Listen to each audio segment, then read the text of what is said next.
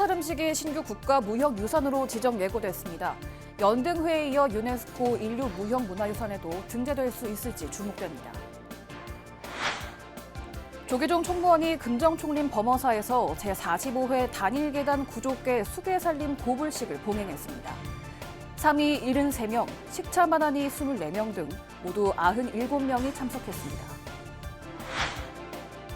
조계종립 능인학원의 제25대 이사장에 철산 성웅스님이 취임했습니다. 철산 스님은 능인의 구성원들이 능인이 되도록 곁에서 노력하겠다고 밝혔습니다. 연불수행중심 종단 태고종이 명상보급에 뛰어들었습니다. 지난해 신설한 불교 명상 지도사 과정에 신입생을 맞았습니다. BBS가 만난 사람은 곧 심리상담 박사학위를 취득해 모두 8개의 박사학위를 보유하게 되는 중앙승가대 교수 자현 스님을 초대해 이야기를 들어봤습니다. 여러분 안녕하십니까? 3월 22일 토요일 BBS 뉴스입니다. 불교 정신을 오롯이 담아 전해 내려오는 사찰음식이 국가무형유산이 됩니다. 생명 존중과 절제의 철학적 가치를 음식으로 구현하고 전통적인 조리법을 유지해왔다는 점에서 가치를 인정받았습니다. 박준상 기자가 보도합니다. 국가유산청이 사찰음식 국가무형유산 지정 예고를 관보에 공고했습니다. 사유도 함께 게재했는데 사찰음식의 조리 방법과 철학적 가치를 상세히 설명했습니다. 육류와 생선, 오신채 없이 조리하는 등 독특한 조리법을 통해 한국 전통문화의 다양성을 제공하고 불교 사상이 음식과 식사법으로 구체화된 사례라고 밝혔습니다. 특히 오랜 우리 역사 속에서 식문화에 영향을 주었다는 점도 평가됐습니다. 승가의 수행과 공동체 생활의 핵심 요소였던 것은 물론 사찰의 장류와 곡식이 빈민 구제 등 구휼에 사용된 기록을 통해 역사성이 확인됐다는 겁니다. 사찰 음식을 신규 국가무형유산 대상으로 선정을 했어요, 작년에. 계속적으로 저희가 이제 조사를 통해서 지정 대상으로서 이게 가치가 있는가. 거기에 대해서 이제 지정 검토를 통해서 최종적으로 지정 가치가 있다. 국가유산청은 한 달 동안 의견 접수를 받을 예정인데 무형유산위원회가 2달에 한 번씩 열리는 만큼 오는 5월 1일 최종 지정이 이뤄질 것으로 예상됩니다. 불교계는 환영의 뜻을 밝혔습니다. 조계종은 문화부장 해공스님과 한국불교문화사업단장 만당스님 명의의 논평을 통해 이번 지정 예고를 계기로 사찰음식 문화를 온전히 보존 계승하고 우리 국민과 전 세계인이 사찰음식에 깃든 정신과 가치를 함께 나눌 수 있도록 노력하겠다고 밝혔습니다. 공양간에서 직접 사찰음식을 연구하며 전승과 대중화에 앞장서온 스님들도 잇따라 환영 인사를 전해왔습니다. 그래서 제일 먼저 또 사찰음식을 연구하기 시작한 장본인으로서 드디어 이제 문화유산으로 이렇게 지정된 것에 대해서 너무나 기쁘고 감사하고 그리고 앞으로 더욱더 발전할 수 있는 충분한 이렇게 깃털이 마련된 것 같습니다.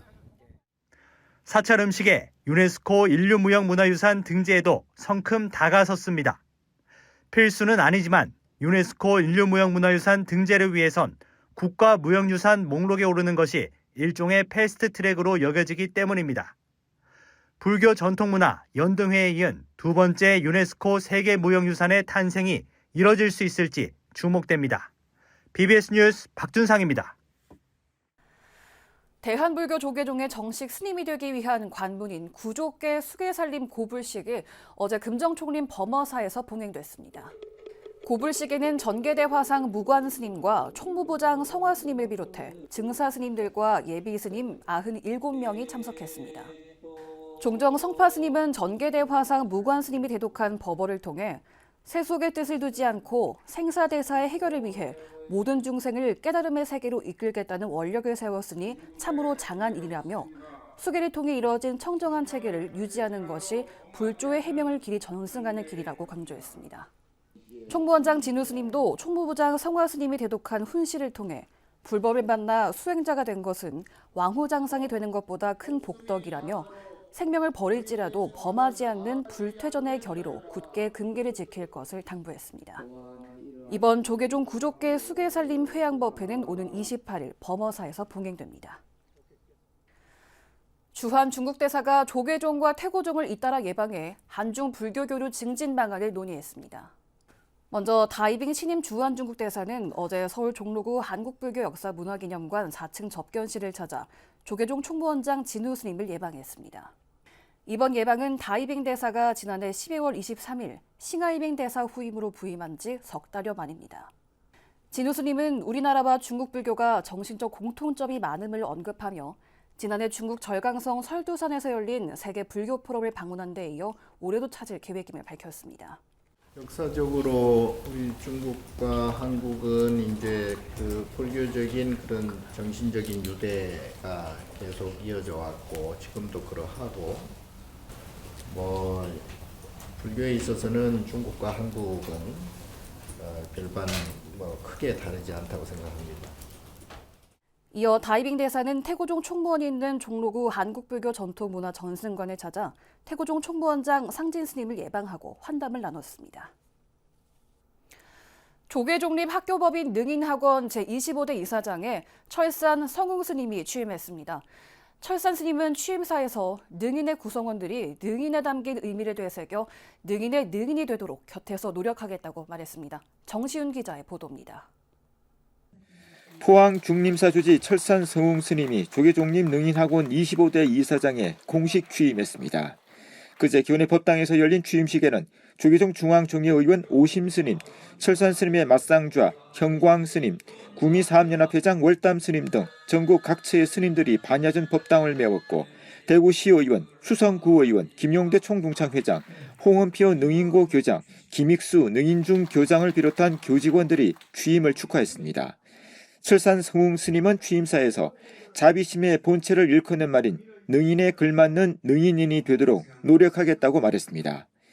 열심히 능인학교가 능인이 되게끔 열심히 노력하도록 하겠습니다. 하고 그와 같이 우리 스님도 그와 같이 공부를 하면은 학생들인데는 아마 더더욱 좋은 그런 지도력이 되지 않겠느냐 그렇게 생각합니다. 저도 고민을 많이 하도록 그렇게 하겠습니다. 김익수 능인중 교장 선생님은 불성을 깨쳐 꽃처럼 피어나는 봄을 맞이하자는 말로 교직원을 대표해 이사장 스님을 맞았습니다. 이미 불국토이니 여실히 깨달으셔서 항상 건강하고 행복하고 즐겁게 지내시기를 부처님 전에 바람드리며 신임 철산 성웅 이사장 스님은 전국 선원 수자회 의장, 포항 문경 사업연합회장, 대성사, 각화사, 보경사 주지 등을 역임하고 현재 포항 중림사 주지와 선원장을 맡고 있는 선승입니다. 1939년 대구 경북 5대 본산 스님들의 뜻을 모아 개원해 올해 개교 86주년을 맞은 능인학원. 전국적인 입시 명문에 오른 능인학원은 명상과 불연을 심어주는 다양한 교육 과정을 더해 학생들의 자아 성장과 인성 함양에 크게 기여하고 있습니다. 학교법인 능인학원은 인성과 지혜를 두루 갖춘 미래 인재 육성에 새로운 걸음을 시작했습니다. BBS 뉴스 정시훈입니다. 조계종이 선명상 대중화를 적극 추진하는 가운데 연불수행 중심 종단인 태고종도 전문 명상 지도자 양성에 나섰습니다. 불교 명상 지도사 과정을 신설해 1급과 2급 신입생을 맞았으며 전문 교수 지도 아래 6달 동안 체계적인 교육에 들어갔습니다. 정민지 기자입니다.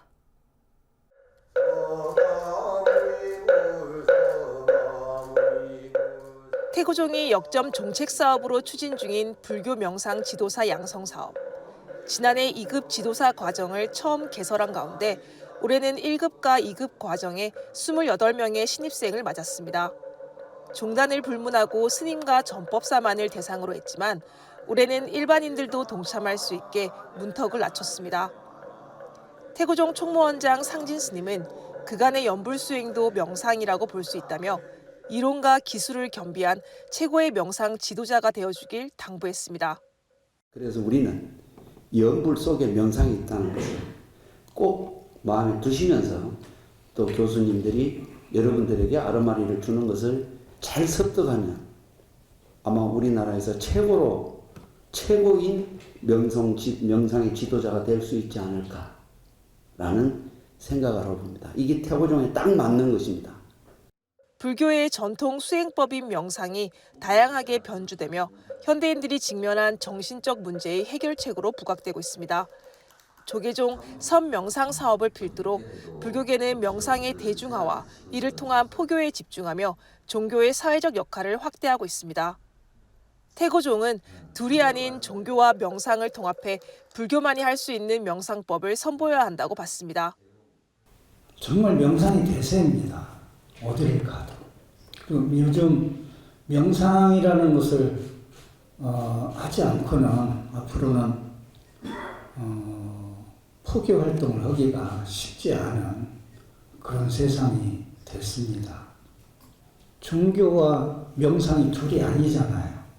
이 둘을 통합해서 우리가 활용하다 보면 우리가 본래 꿈꿨던 불국 세상, 부처님 세상을 이루는데 태고종 불교 명상 지도사 수강생들은 앞으로 6개월간 전문 교수진의 강의를 통해 불교 명상 이론과 실습, 현대 심리학에 대해 배우게 됩니다. 2급에서 1급 전문가 과정 등 단계를 거치게 되며 한 과정을 이수한 수료생에게는 종단 명의의 자격증이 수여됩니다. 불교 전문적인 지식, 그다음에 지금까지 나름대로 사찰을 운영한다든지 해온 그런 경륜들을 바탕으로 해서 불교 명상과 그리고 현대 심리학에 정통한 지도자가 되는 게 하나의 목표가 아닌가 이런 생각을 합니다. 불교계가 전통을 바탕으로 불교 전문 명상 지도자 배출에 나서며 포교는 물론 불교적 가치를 제대로 알리는 데 앞장서고 있습니다.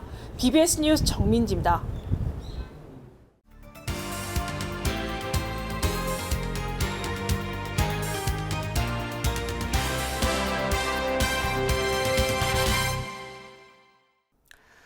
국내 최다 박사학위 보유자란 수식어가 따라다니는 스님을 아십니까? 철학, 사학, 교육학, 미술학 등 다양한 분야에서 무려 박사학위를 7개나 취득한 중앙승가대 교수 자현 스님이 8월에 심리상담 박사학위를 추가해 모두 8개로 늘어날 예정입니다. 그동안 쌓아온 학문과 수행의 내공으로 최근에는 유튜브 채널에서 활발한 법문을 펼치고 있는데요. BBS가 만난 사람에서 자현 스님을 초대했습니다. 네, 공부의 신, 논문 제조기, 중앙승가대 교수 자현 스님 나오셨습니다. 스님 어서 오십시오. 안녕하세요. 예, 안녕하십니까. 공부의 신 재밌다. 그랬으면 좋겠다. 국내 최다 박사학위 보유자라는 타이틀 갖고 계신데요. 소감이 어떠십니까?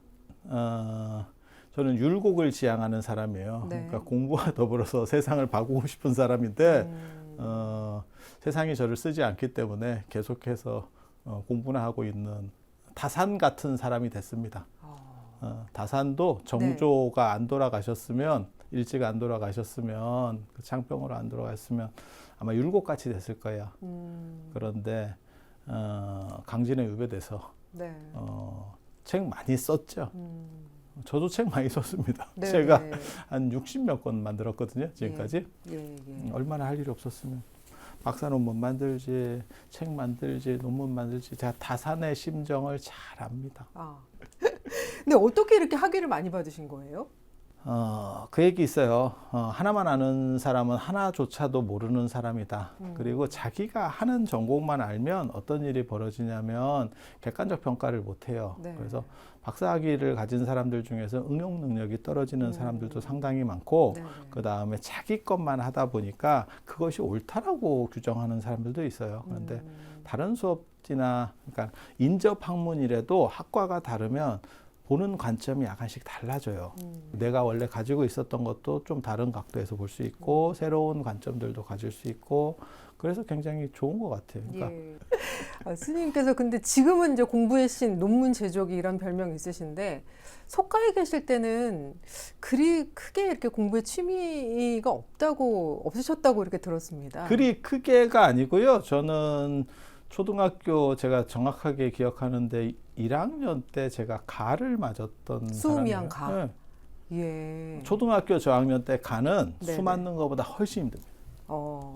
그 당시에 공부는 관심이 없으셨는데 어떻게 하시다가 이렇게 공부에 몰두를 하시고 관심을 갖게 된 어떤 그 터닝 포인트 계기가 있었을까요? 제가 중고등학교 때 예. 이렇게 상태를 보니까 제 상태를 보니까 내 옆에 있는 애가 영어 책을 보면서 단어의 밑줄을 한 3번 그어요.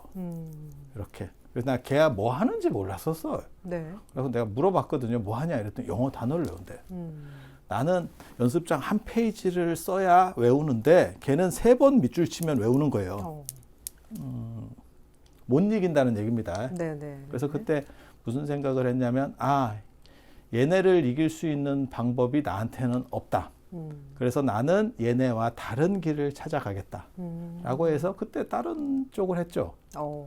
그때 뭐 했냐면 주역 같은 거 했고요. 네네. 노자를 제가 거의 중고등학교 때 거의 외우다시피 했거든요. 노자 장자 했었고요. 그 다음에 불교. 그래서 제가 20대 초반까지 해서 불교 경장 전체를 다 읽었습니다. 지금 우리 학생들 중에는 뭐 행복은 성적 순이 아니잖아요. 뭐 공부가 인생의 전부는 아니다. 또 뭐 환경적인 어떤 얘기를 들어서 공부를 하지 않거나 아니면 포기하려는 학생들이 꽤 많거든요. 그런 학생들을 위해서 스님께서 좀 조언을 한 말씀 해주시면 참 좋을 것 같습니다. 노력하지 않는 사람에게 행운은 올지 몰라도 기회는 오지 않습니다. 그러니까 어떤 방식이든지 노력은 필요해요. 네. 그게 꼭 공부가 아닐지라도. 그러니까 저 같은 경우도 학교 공부를 한 거는 아니에요. 네. 하지만 제가 원해서 했었던 것들을 했고 그거는 나름 열심히 했습니다. 저는 그 얘기 했거든요. 20년 전부터 인문학의 시대가 온다. 예. 그리고 종교 철학의 시대가 온다. 그 이유는 뭐냐면 오래 사는 세상에서는 사람이 과학기술만으로 살 수는 없다. 60 이상 되면 물질 소외라는 게 나타나기 시작하거든요. 네네. 물질 소외가 뭐냐면 핸드폰을 100만 원 주고 사도 전화용으로밖에 못 쓰는 이런 사람들이 나타나기 시작하는 거예요. 네. 단순 기능 외에는 더 계속해서 업데이트돼도 그 기능을 활용하지 못해. 그게 이제 기술의 소외가 일어나기 시작하는 거거든요. 예. 점점 심해집니다. 그러니까 예. 변화를 따라가는 게 아니고 변화하지 않는 것들을 쪽으로 접근했을 때 사람의 행복 만족도가 높아질 수 있다. 그게 인문학이고 예. 인문학이고 그다음에 종교 철학 해가지고 마음의 줄기까지 세울 수 있게 핵심까지 세울 수 있게 해야 된다라고 주장을 했던 사람이고 예. 그 시대가 지금 오고 있는 거예요. 그러면 앞으로 이제 AI 시대가 이제 코앞에 다가와 있는데 이 AI 시대의 종교의 역할은 더 커질 수밖에 없다 이렇게 보시는 거죠? 아니, 그러니까 기술이 문제를 해결해 주는 게 아니고 관점이 문제를 해결해 줘요. 그래서 철학이 중요한 거고 사상이 중요한 거고 종교가 중요한 거예요. 예. 그리고 그건 나이 먹을수록 더 비중이 커질 수밖에 없어요. 예. 스님께서는 유튜브 채널 이제 3개나 운영을 하고 있으시잖아요. 최근에 아주 활발한 유튜브 활동을 하고 있으신데 이렇게 유튜브 활동에 비중을 두는 이유가 있으실 것 같습니다. 한국 불교가 사실은 개신교에 밀리기 시작한 게 80년대, 90년대 도시화에 실패해서 밀렸거든요. 네. 그때 불교는 산에다가 이거를 약간 확장을 했었고 이제 개신교들은 도시로 들어왔고 그렇죠. 그때 한번 밀렸고 그 기운이 지금까지 내려오고 있는 거고 그런데 새로운 대항해 시대가 열린 거예요. 그게 인터넷 안에서의 종교 지형인데 그거는 다 제로에서 똑같이 시작하고 있는 거예요 지금. 그래서 인터넷 안에서 영역을 넓히는 종교가 사회적 영향력이 더 큰 종교로 바뀌고 있는 거예요. 그래서 이쪽을 지금 뛰어들어야 된다라는 생각을 했었던 거예요. 그리고 이 시장을 놓치면 불교는 또 몇십 년을 굶고 있어야 돼요. 주류에서 이탈하는 거예요. 예. 스님께서는 유튜브를 일찍 시작을 하신 편이신데 그 숏폼이 거의 대세가 아닌가. 직접 이렇게 동영상의 주인공으로서 숏폼의 주인공으로서 어떻게 좀 체감이 되세요? 그러니까는 그 연세 드신 분들이 더 올라가기 전에 뭔가를 만들어내지 못하면 빙하기가 올 거라고 예측합니다. 예, 무조건 빙하기입니다. 예. 그 젊은 세대 포교를 위해서는 전략을 바꿔서 쇼폼에도 좀 불교계가 신경을 써야 된다는 말씀이시기도 그럴 하네요. 바에는 아예 채널을 새로 파야 됩니다. 그러니까 유튜브 인공지능님을 너무 만만하게 보면 안 돼. 네. 얘는 어른들 채널 이렇게 딱 규정을 이미 벌써 박히면 끝입니다. 그리고 걔가 무슨 생각을 하는지를 사실 어느 정도 연구는 하기는 해야 돼요. 저도 굉장히 놀라운 게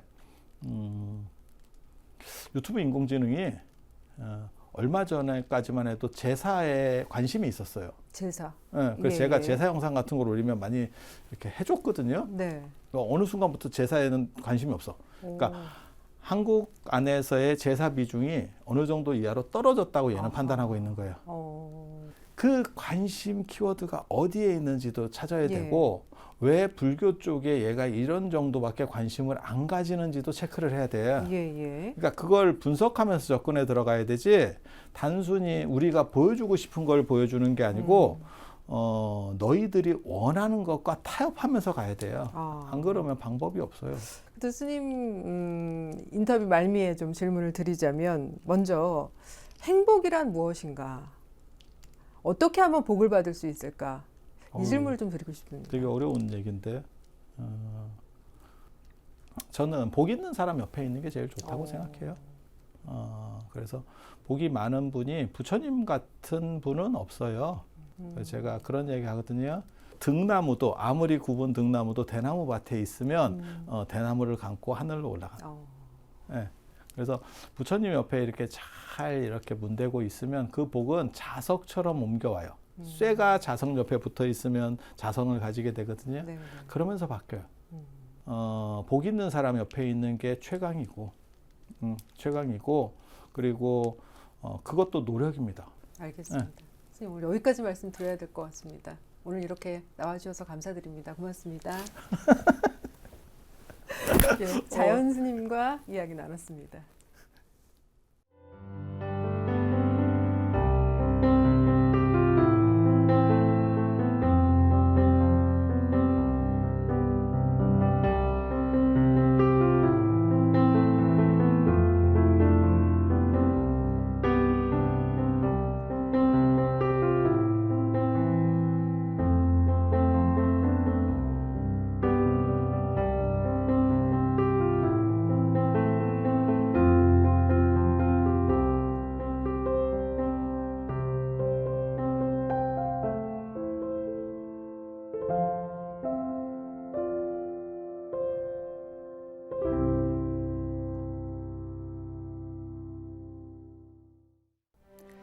(4월 20일) 토요일 저희가 준비한 소식은 여기까지입니다. 시청해주신 여러분 고맙습니다.